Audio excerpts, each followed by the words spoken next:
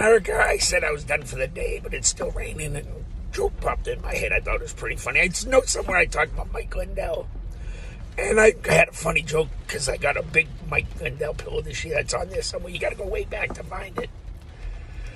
But, oh shit, I forgot this joke now. That's why I have to do things right away. I can't write it down because they come and they go, and it's a funny joke. If I don't tell you now, it'll hit me a week from now, and I'll go, oh yeah, that was the freaking punchline. Oh, I had a punchline of another joke that I forgot. If you catch up to these, remind me of the punchlines. I sometimes forget. Guy at my work used to tell jokes that way. Cracked me up because I loved the way he told them. He never could get to a punchline. He told me one joke that was ever funny that I thought, but I loved every time he told me a joke. Nobody else liked when he told them jokes because he would get his 10-minute story and get to the end and forget the punchline, and it would crack me up every freaking scene. He thought I was laughing at his jokes. I was laughing because he's such a dumbass. Anyway, what the hell was I going to say? The Mike Lindell pillow thingy.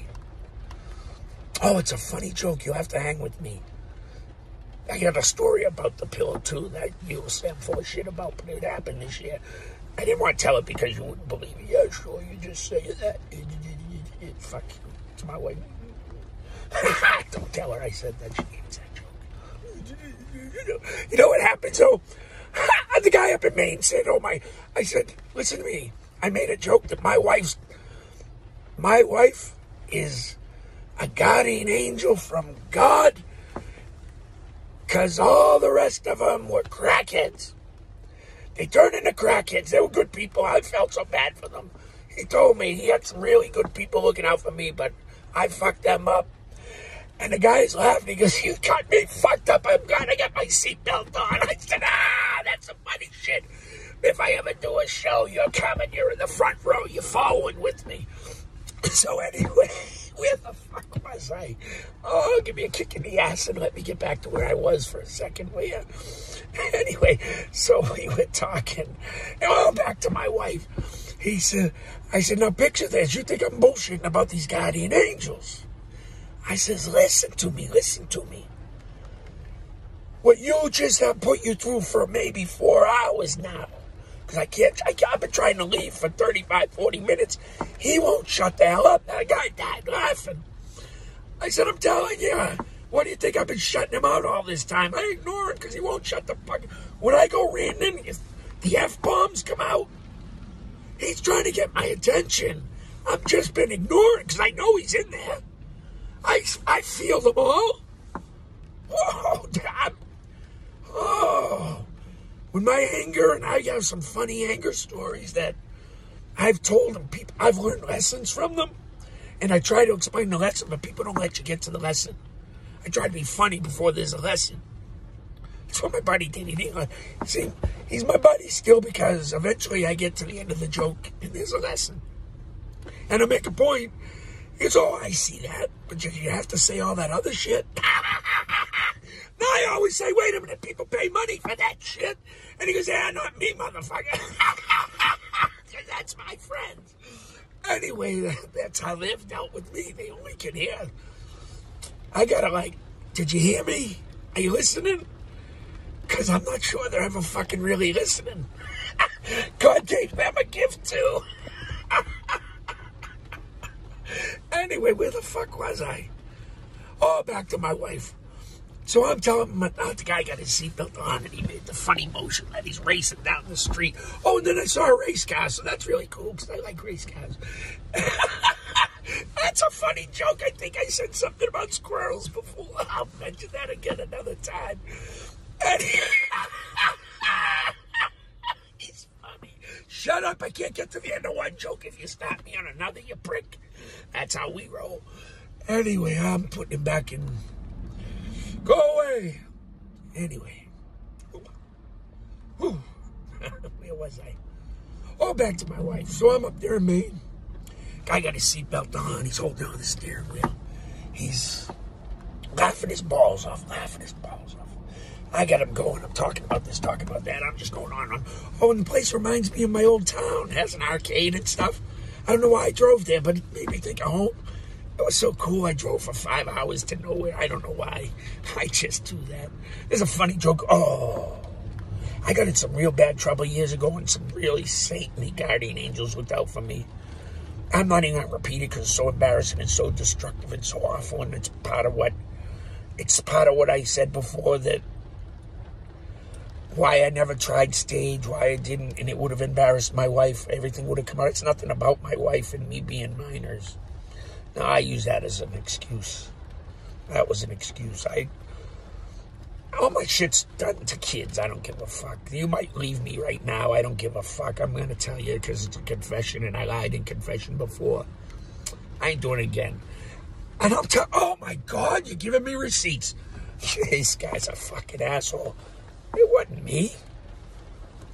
Well, it was, because I knew better, you prick. He didn't know no better. Like, fuck you. Sometimes he's the devil. You figure that shit out right there. That's funny shit. He's pissed. He's yelling at me right now. Anyway, I was driving on the road. Never knew why I like driving so much. I always have. I had a truck driving job. I drove everything you can imagine. Marine Corps. My favorite was, I got a funny story about, I'm colorblind. The only fucking thing in the goddamn thing I drove had a red button that said push or fire or some shit. It's a funny story. Anyway, military intelligence, my ass. I got funny stories about those fuckers, too. Anyway, follow along with me 10 minutes at a time. I'll make you laugh. I'll make you cry. It's up to you to believe what I say. I'm a fucking comedian. I'm going to tell you what God says. I'm going to mix in what I say. I hope to get to a point by the end of the fucking 10 minutes. You can fast forward, but you're going to miss some funny shit if you do. It's funny to me. I don't know about you. Maybe you'll say I'm racist. Maybe you'll say I'm an asshole, misogynistic, and all this other happy horse shit. I don't give a fuck. God's tired of your cancel culture. We need to laugh again as a country, hug each other, love each other. Don't be calling each other the N-word. Go back and listen to what I think of the N-word. All right?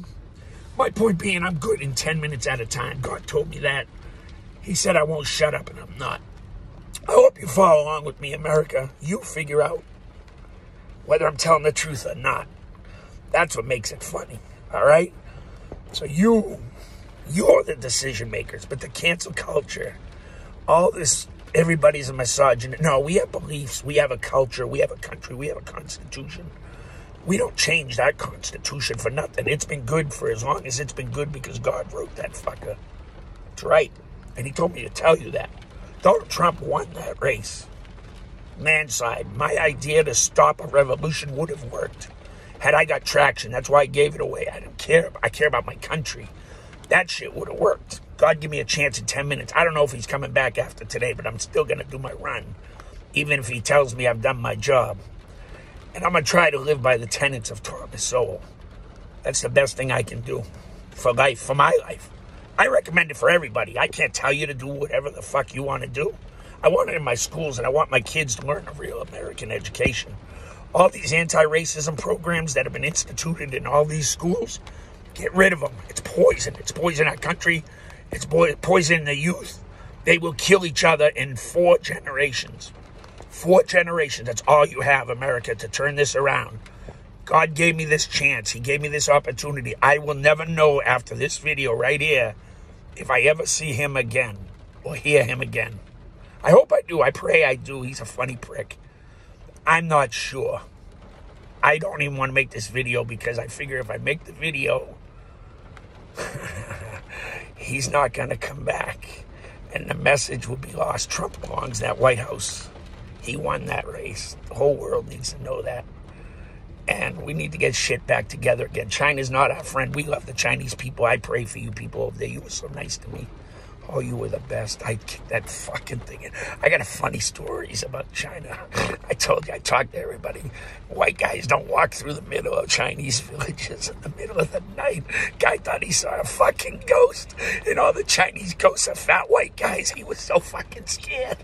Anyway, my point being, I'm going to hit the like, or I'm going to hit the share, whatever the fuck I hit. I'm going to do what I have to do. I don't know if God's coming back. I got faith, and that's all. I hope he does. I pray he does. Man, I love that guy. But I'm going to go watch Turtle Boy. That's his guilty pleasure. And that's mine, too. And go check him out. I guess I've been a conservative influencer all this time. Who knew?